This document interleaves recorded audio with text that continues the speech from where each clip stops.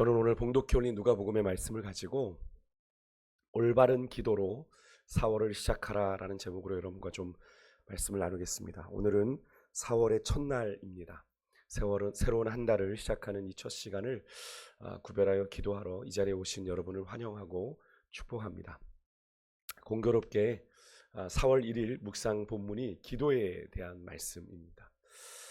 오늘 본문에서 예수님은 우리가 인생을 살아가면서 낙심할 일이 생길 수 있다라는 것을 전제로 우리에게 뭘 당부하고 계세요?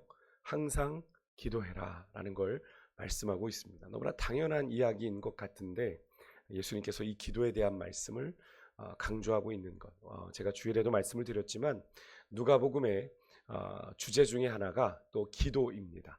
제자도도 있고요, 기도에 대한 특별히 강조가 계속 누가복음에 나옵니다. 제가 예전에도 설교하면서 말씀을 드렸지만, 그래서 누가복음에 보면 예수님께서 계속 기도하러 어떤 사역을 마치고 기도하러 나가시는, 주기적으로 기도하러 가시는 장면을 우리가 만나게 되는데요.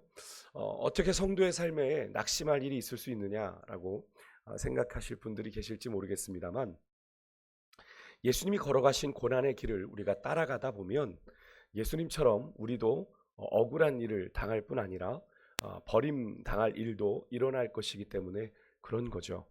사실 예수님의 삶을 우리가 말씀을 통해서 제대로 이해했다고 한다면 그리 사실 놀라울 일도 아닙니다. 하지만 우리가 예수님을 믿고 따르는 길을 어떻게 종종 오해합니까? 꽃길이라고 생각하죠. 예수님 당시에 제자들이 예수님을 따르며 그렇게 생각했던 것처럼 말입니다. 뭔가 꽃길, 꽃가마를 탄 그런 마지막 결말을 생각하고 우리가 따라가기 때문에 자꾸 낙심하게 되는 거죠. 맞습니까? 그런데 그렇지 않죠. 예수님도 분명히 우리에게 말씀하셨습니다. 우리가 주님을 따라 세상에서 하나님 나라 복음을 선포하며 살아가는 일은 어떤 것 같다고 그러셨어요? 양을 이리 가운데 보냄과 같다 라고 하셨고, 그 양을 이리 가운데 보냄을 경험했던, 몸소 경험했던 베드로 사도는 베드로전서 4장 12절 13절에 이렇게 이야기했습니다. 함께 우리 같이 화면을 보고 읽어보겠습니다. 같이 읽습니다. 시작.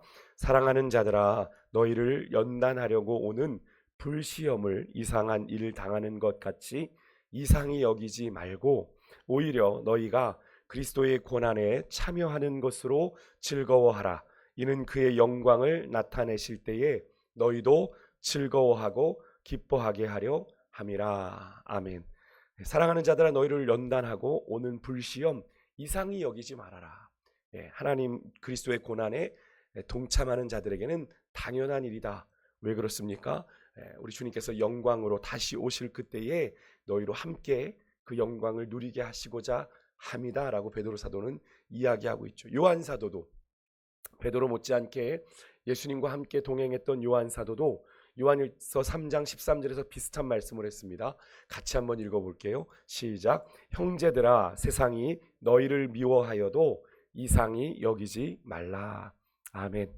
분명 이 베드로와 요한의 고백을 통해 또 예수님의 이야기를 통해 예수님을 따르는 길은 결코 꽃길이 아니죠. 꽃길이 아닙니다.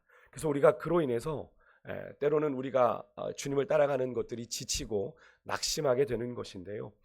그렇게 낙심하게 되지 않기 위해서 예수님께서는 오늘 이 4월이라고 하는 한 달을, 새로운 한 달을 시작하는 우리들에게 뭐라고 당부하고 계시냐면 항상 기도해라 라고 말씀을 하시면서 기도에 대해서 두 가지의 비유로 우리에게 중요한 사실을 다시 한번 재확인시켜 주십니다. 먼저는 과부와 재판장의 이야기인데요. 여기서 재판장은 그냥 재판장이 아니라 성경은 그를 가리켜 불의한 재판관이라고 표현을 합니다. 하나님도 두려워하지 않고 사람도 무시하는 그런 재판장입니다. 사실 하나님의 백성 안에서 누구보다도 하나님의 공의로우심을 나타내야 하는 존재가 재판장입니다. 근데 이 사람은 그러지 않았던 것이죠. 하나님은 고사하고 사람도 무시하는 재판장으로서의 역할을 기대하는 것조차, 정상적인 재판장의 역할을 기대하는 것조차 무리인 듯 보이는 이 사람이니 억울한 사람을 공감하거나 긍휼히 여길 리가 만무한 사람입니다. 그와 대조되는 과부는 아시는 것처럼 당시의 사회적인 지위와 힘만으로는 고아와 더불어 최약자이죠. 그런 사람이 원수로부터 억울한 일을 당한 겁니다.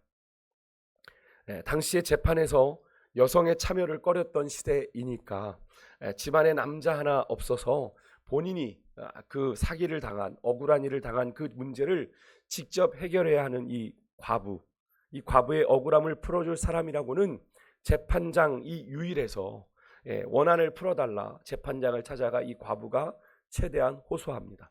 돈이라도 있어서 뇌물이라도 주어준다면 그래도 쉽게 끝났을 텐데 그럴 형편이 안 되니 그녀가 할 수 있는 일이라고는 뭐밖에 없습니까? 매일 찾아가 간청하는 것뿐이었습니다.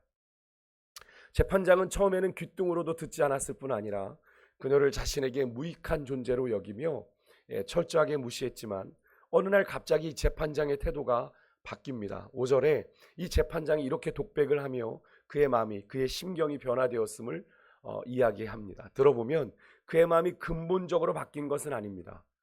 한 가지 무엇 때문이에요? 그 과부가 매일 찾아와서 자신에게 끈질긴 호소를 하며 자신을 괴롭혔기 때문에 그렇습니다. 귀찮아서 그랬던 거예요. 예수님께서는 이 재판장이 하는 말을 잘 들으라고 우리에게 말씀하십니다. 이 과부가 나를 번거롭게 하니 내가 그 원한을 풀어주리라. 그렇지 않으면 늘 와서 나를 괴롭게 하리라 하였느니라. 결국 이 과부가 보여주는 기도의 모습은 뭡니까? 항상 하는 기도이고 낙심하지 않고 포기하지 않고 하는 기도입니다. 들어주거나 말거나 상관없는 기도가 아니고요, 체면과 염치를 따지는 기도도 아닙니다.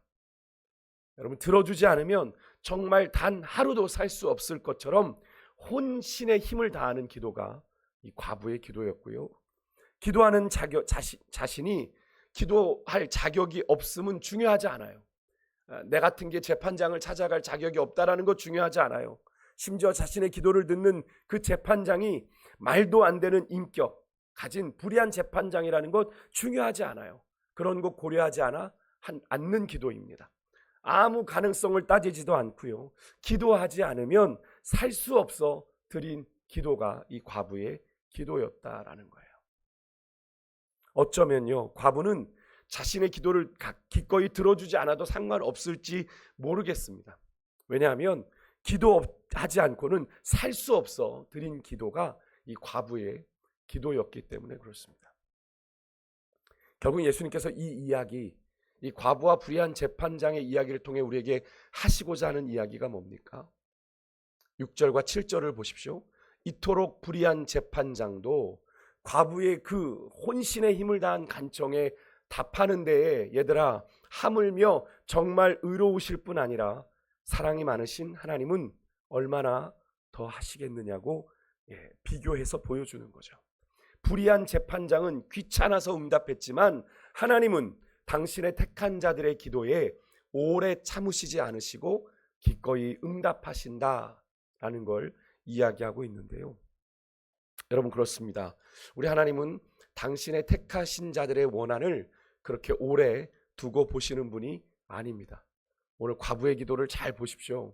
우리가 이 기도를 보면서 그렇게 응답하시는 하나님께만 집중하는데 이 여인의 모습을, 이 과부의 모습을 우리가 좀 잘 지켜보았으면 좋겠습니다. 자신의 처지, 재판장의 그런 상태, 재판장의 평판에 대해서 묻지도 따지지도 않고 그저 내가 부르짖지 않으면 단 하루도 살 수 없으니까 혼신의 힘을 다해 드렸던 기도입니다. 간청이에요. 근데 여러분, 우리의 기도는 어떠합니까? 너무나 많은 핑계를 대고 이유를 대며 기도의 자리를 우리는 쉽게 포기하고 외면합니다. 그러면서 하나님이 우리의 기도를 들어주시지 않는다고 원망하고 불평하고 심지어는 시험에 들기도 하죠. 내가 그렇게 기도했는데 하나님이 들어주시지 않는다고. 물론 하나님이 우리가 기도를 오래 해야 기도의 분량이 차야 이런 말씀도 하시지만 하나님 앞에 우리의 마음을 온전하게 드리면 하나님이 응답하시겠죠. 근데 하나님이 우리 기도하는 우리의 모습을 보실 때 아직 그 기도를 받을 만한, 기도에 응답하실 만한 준비가 되어 있지 않아 응답하시지 않는 건데 자기의 뜻과 맞지 않는다고 시험에 드는 거죠. 물론 하나님이 우리를 기다리게 하실 수는 있습니다. 그래서 기도의 응답 가운데 예스도 있고 노도 있고 웨이팅도 있는 거죠. 오늘 본문 7절에도 예수님께서 이렇게 말씀을 하시잖아요.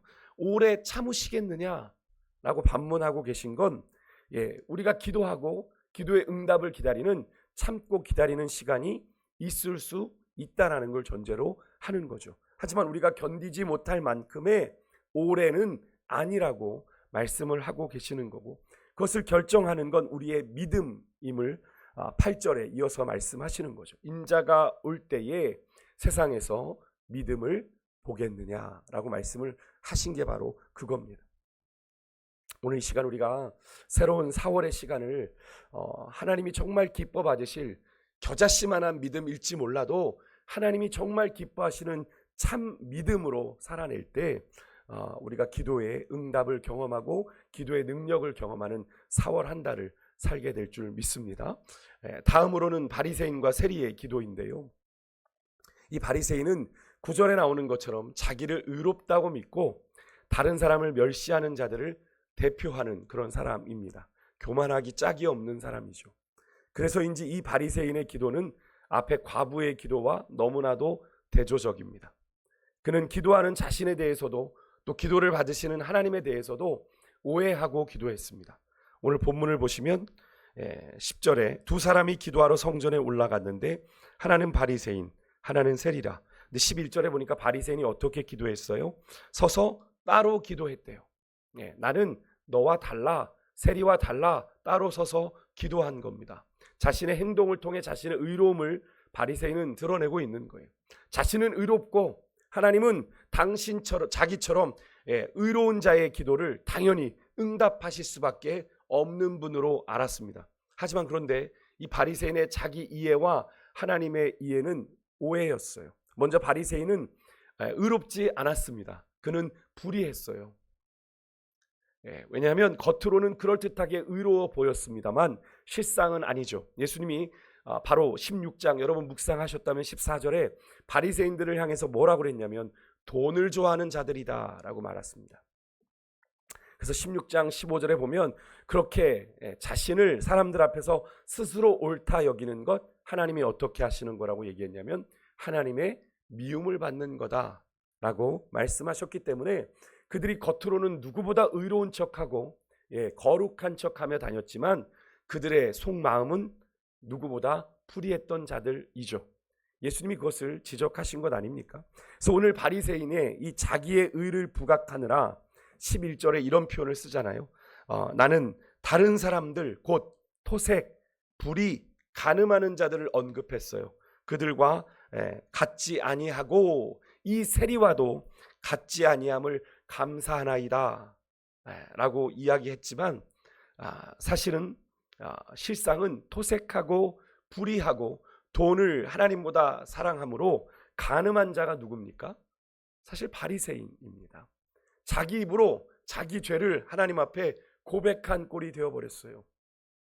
결정적으로 하나님은요 그렇게 바리새인처럼 불의해놓고 겉으로만 의에 충만한 그런 자를 오히려 불의한 자로 여기시고 그런 자의 기도를 받지 않으시는 분이라 말씀하고 계시는 겁니다. 사실 바리새인은 기도 응답이 되지 않아도 전혀 상관없는 자였고 그래서 과부의 정말 인생을 걸고 혼신의 힘을 다해 드리는 그 절실함이 이 바리새인의 기도에는 없었던 겁니다. 여러분 하나님은요 절실하지 않은 기도 하나님밖에 없습니다라고 하지 않는 기도는 불의한 기도로 보십니다. 반면에 세리는 어떠합니까? 앞에 과부의 기도와 많이 닮아 있습니다. 하나님께 감히 고개를 들 수 없을 만큼 자신이 큰 죄인임을 알았고요. 그 죄로는 감히 하나님께 내가 나아갈 수 없다, 다가갈 수 없다, 자신의 그런 영적인 한계와 현실을 알았지만 그럼에도 하나님 없으면 살 수 없다고 생각했기에 먼 발치에서나마 하나님 앞에 기도하고자 성전에 나와 고개조차 들지 못하고 하나님 앞에 읊조렸던 거죠. 이 세리에게 필요했던 건 단 한 가지, 하나님이 그를 불쌍히 여겨 주시는 것, 하나님이 그를 받아주시는 것뿐이었는데 죄로 인해 깨어진 하나님과의 관계만 회복된다면 더 바랄 것이 없는 사람이 바로 이 세리였던 거예요. 하나님 앞에 너무나도 진실하고 간절한 마음으로 나온 건데요. 여러분, 오늘 우리의 마음은 어떠합니까? 그래도 내가 3월까지 살아오면서 좀 하나님 앞에 하지 않았나? 내 나름대로 열심히 신앙생활 했는데 나를 그래도 좀 의롭다고 칭찬해 주셔야 되는 것 아닌가 하는 생각으로 혹시 이 자리에 오셨다면, 여러분 죄송합니다만 여러분들은 오늘 본문의 바리새인과 그리 다르지 않습니다. 하지만 3월까지 살아온 나의 인생의 걸음이 돌아보니 죄뿐임을 알고 감히 고개도 못 들고 겸손하게 주의 긍휼하심 앞에 나오셨다면, 하나님께서 그런 여러분의 진실한 통회와 자복을 하나님 앞에 의로 여기실 거예요. 오늘 4월의 첫 시작, 여러분 애매했던 우리의 영적인 스탠스를 하나님 앞에서 좀 정리하고 주님이 받으실 만한 참 믿음의 사람으로, 기도의 사람으로 결단하며 나아가는 이 아침이 될 수 있게 소망합니다. 그래야 우리가 세상에서 낙심하지 않을 수 있습니다. 아까도 제가 서두에 우리가 왜 낙심한다고 그랬죠? 예수님 따라가는 길을 자꾸 오해하니까. 하루에도 세상은 끊임없이 우리를 낙심케 하는 일들을 통해서 사단은 우리에게 도전해 올 겁니다. 예수님께 도전했던 건 말이죠. 자, 돌을 떡으로 만들어 내게 절해, 성전에서 뛰어내려 내가 이 모든 건 내게 안겨줄게. 우리가 어떻게 그것을 이겨낼 수 있습니까? 여러분, 우리의 힘으로는 세상의 유혹을, 사단의 유혹을 이길 수 없습니다. 그래서 예수님께서는 어떻게 하신 거예요? 항상 기도하러 나아가셨던 겁니다. 예수님도 하나님이셨지만 이 땅에 인간의 몸을 입고 오셨기 때문에 수시로 그의 마음에 사명이 흔들리는 걸 경험하셨기 때문에 그래요. 십자가의 길로 걸어가야 되는 그 사명이 자꾸 뒤틀리는 겁니다. 흔들리는 거예요.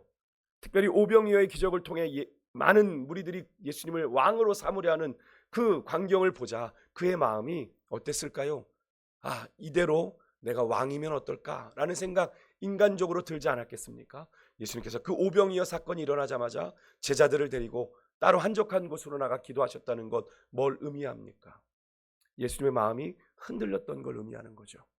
특별히 마지막 예수님께서 겟세마네 동산에서 십자가의 길을 앞두고 그렇게 간절하게 고백하셨던 까닭, 하나님 할만하시거든 아버지요, 이 잔을 내게서 좀 옮겨주십시오. 인간적으로 고민되고 두렵고 불안한 마음들이 그의 사명의 길 목전에서도 그로 망설이게 했던 것을 우리가 보게 되지 않습니까? 여러분, 메시아이셨던 하나님이셨던 예수님도 인간의 몸을 입고 이 땅에 오셨을 때 그런 유혹과 그런 어려움과 그런 아픔 앞에서 낙심하고 좌절했는데 하물며 여러분 우리겠어요. 그런데 우리가 기도하지 않고 우리의 신앙을 살아내고 지켜낸다? 어려운 일이겠죠. 그래서 예수님께서는 주기적으로 기도의 자리에 나아가 우리로 기도할 것을, 그래서 항상 기도할 것을 이야기하신 거죠. 여러분, 성막에 성소 안에 분향단이 있는데요. 이 분향단은 향을 늘 피워 있어야 했습니다. 그것이 아침 저녁으로 불이 켜 있어야 됐는데 이 분향단은 기도의 불을 의미하거든요. 무엇입니까? 여러분, 우리의 기도의 불이 꺼지지 않아야 되는 거죠. 여러분의 인생에 기도의 불이 켜 계십니까?